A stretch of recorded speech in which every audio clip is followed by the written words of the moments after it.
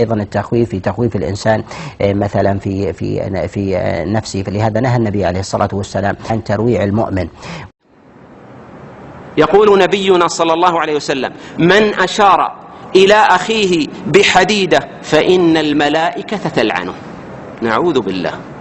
من أشار إلى أخيه بحديدة فإن الملائكة تلعنه حتى يضعها.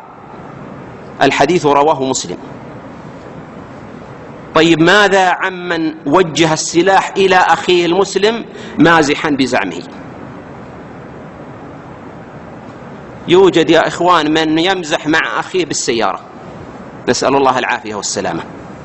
يا إخوان، وسائل التواصل الاجتماعي سهلت وصول مثل هذه الأفعال التي نهى الشرع عنها. نرى في بعض وسائل التواصل من يطلق على أخيه كلبا ليضحك على ردة فعله،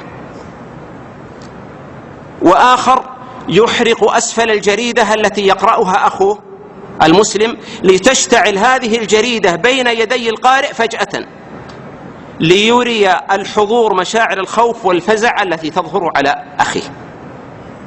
هذه الأفعال أيها الإخوة نهى عنها الشرع نهيا شديدا للحديثين اللذين ذكرناهما آنفا.